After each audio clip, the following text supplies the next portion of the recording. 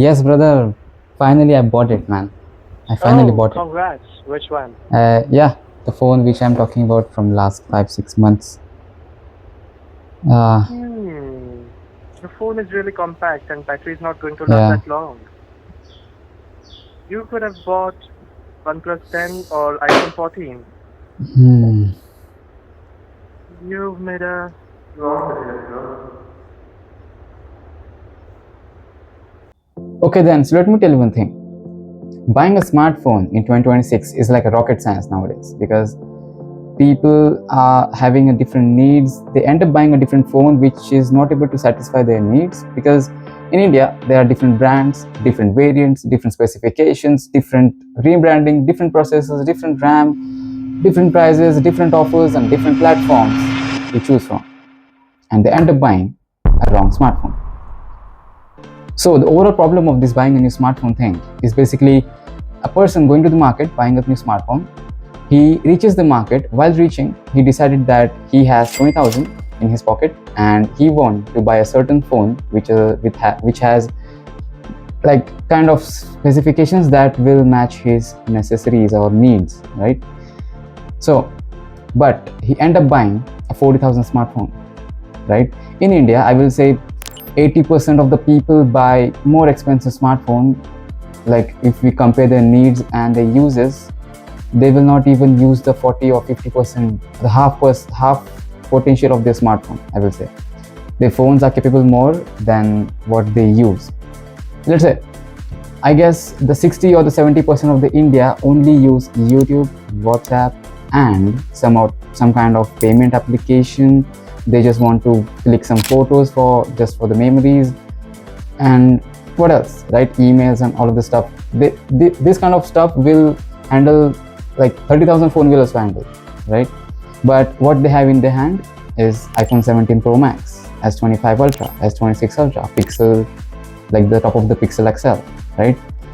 But I guess my hot take here is in India, 80% of the people should only buy people like phone around 25 to 30,000, and that will be enough for them. Let me clarify the thing. The list I have told you, like WhatsApp, Instagram, YouTube, clicking some photos and just emailing or surfing, that can be done by a 30,000 phone, right? So why the people are spending more? Because the phone is like an aspirational product nowadays. Like even if you don't have an iPhone 17 or you have the best of the best smartphone, you will be considered as downgraded or a person who don't have that much of money. Nowadays, previously, people used to show that they are rich by their clothes or their car and anything. But nowadays, phone is the first thing that people see or judge by what of the phone person is using. On that basis, they judge the person, right? If they are using a Samsung top of the flagship, yeah, he might be rich. As like the iPhone 17 Pro Max, yeah, he might be good person, right? He might be a richer person. He's doing well in his life. But 75% of the smartphone, like the iPhone, are on EMIs, bought on EMIs in India. That's the harsh truth. But yeah, so the thing here is I'm trying to clarify 30,000 is the sweet spot for the Indian normal consumers. If you are not a creator or you don't edit or like you use your phone for gaming or anything else specifically, you don't need a 60 or 70,000 top of the line flagship phone. I will say 30 40,000 phone will do your thing, right? Okay, all of these things aside, I want to tell you a few things. So the first thing in the list is a quote from MKBHD. Mr. MKBHD, one of my favorite creators in tech space, is he says, be a fan of a product, not a brand. And that tells everything, right? Like the first thing is I want to clarify is if you are a loyal towards some brand, like let's say Sammy or a fruit company, I don't want to name them, Sammy or a fruit company. Let's say you are a fan of a Sammy. You buy the previous generation S series. Let's suppose that was a kind of a good phone. It solved every problem of yours. And next year, when you buy the next year of smartphone, generation of smartphone, it kind of sucks or it's not able to deliver on your promises. For example, M35, Galaxy's M35 was and is the best smartphone, I will say, in 15,000 at that point. And after the M36 was launched, one of my friend, I recommended the M35, and after that M36 launched, and I did not check the specs actually that thoroughly, and I recommend one of my friend that go with the M36. And that M36, I checked it, I made a review on that, but M35, I will still say the M35 was a better phone compared to M36. Why? M35 had a punch hole camera, a better uniform bezels, but the M36 has not a punch hole but a water top style notch and a thick bezels. Even the M36 is a successor, but still I will say it's a downgrade, and buying an M35 doesn't still make sense. Like, I will say the M36, if someone is going to buy the M36, I will still say buy the M35. So that is the only one example, and there are a lot of examples, I will say. So the first thing is, if you are loyal towards one brand and you buy their phones blindly, don't do that, right? If you have your budget set, even though I will say 30,000 is a sweet spot, but you want to spend more, 40, 50, 70, 1 lakh, 1.5 lakh, it's your choice. But even though you have choose one smartphone brand and you are just go blindly purchasing the smartphone, don't do that. Be a fan of a product, not a company. Okay, and the second thing is, sometimes buying an older generation smartphone is a good choice. Let me tell you an example.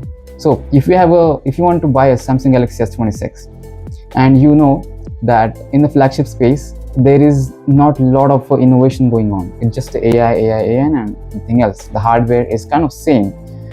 And I will say from the S22 till the S26 is not that big of a jump in terms of specifications, I will say. Let be the camera, display and all this stuff.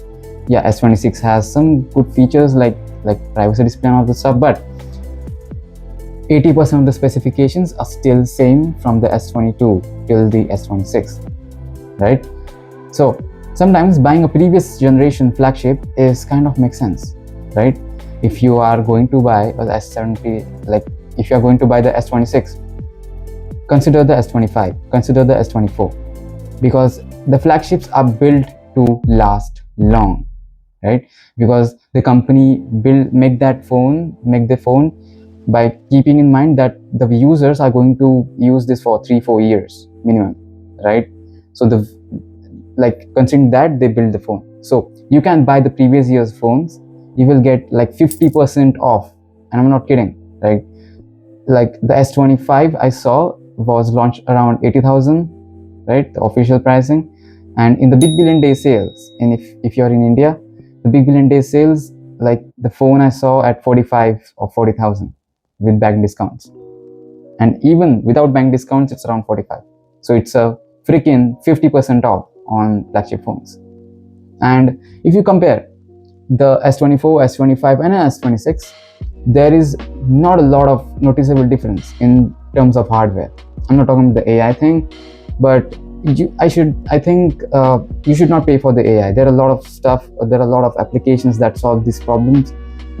But yeah, keeping that aside, there is not a lot of that kind of specifications bump up, I will say, in terms of if you see the flagship phones. So yeah, I will say buying a previous year smartphones is better, and they are going to get supported for the next 4-5 years, because as you know, iPhone supports for 7 years or more than that sometimes, and Samsung has promised 7 years of updates. So yeah, even if you buy the S24 now, you are good to go for next 3-4 years. So yeah, buying a previous year smartphone makes sense. And the third thing is, I'm not against the buying top of the line flagship phone. If you have money, if you love flagship gadgets, go ahead, no problem with that. But the problem I'm here talking about is the people who are buying a smartphone on EMIs, or they are not going to use the full potential of that smartphone. Like the Samsung's Galaxy S26 Ultra can do a lot of things, then the average users will use that, right? So I'm talking about save some money if you are a normal consumer, you are not a creator, you are just a professional or a student. You just go with you are okay with the 25 or 30,000 phone, right? Wait for the sale, buy smartphones in the sales, like you will get like 20-30% off, like applying a card discounts, and they are already discounted if you buy a previous year smartphone, I just said like previously. But even if you want to buy this year's flagships or this year's smartphones, buy in sale season, you will get a good discounts. And if you have a like borrows credit card or bank offers from your friend or your family, but apply those offers and get benefit out of it. Because buying a 1.5 lakh or 1 lakh rupee phone just to scroll Instagram whole night doesn't make sense, right? That work will be done by 30,000 phone also. So that's the point. All of the things I have explained, I guess. Okay, so if I have to put all of these things into a nutshell, I will say the first thing is be a fan of a product, not a company. So don't buy randomly, don't buy blindly. Research first, how is that phone, how is the successor. Sometimes the successor is a predecessor, I will say. But second thing is sometimes buying older flagships. I'm talking about the flagships, okay, or the mid-rangers. Buying older mid-rangers or the flagships is a good decision. And the third thing is take a pen, paper, write down your needs, your budget. Beyond that budget, don't go over it, don't go below it. Buy on that budget only. If you're 20,000, if you're 30,000, 30,000 is a sweet spot, I will say. But yeah, do a research about it. Do like your self-analysis, what you want from your phone, what are you going to use it for, right? And buy accordingly. There are a lot of stuff, there are a lot of branding, like a lot of advertisements. Because if you, what this happens actually, you go on Instagram, you go on YouTube, and you see all of these crazy phones launching, you see all of this stuff, and people are using their flexing all of the new stuff. Don't get trapped in all of that. You have to buy a smartphone for yourself, not to show to other people. If you want a camera phone, go for the camera phone. If you want to do gaming, do gaming. Get a gaming phone, right? Buy phone according to your necessities, not according to other people, right? It's just a gadget. It's not a like statement or a status accessory. It's just a smartphone. Okay? So thank you so much for watching. My name is Shubham, and cheers, guys.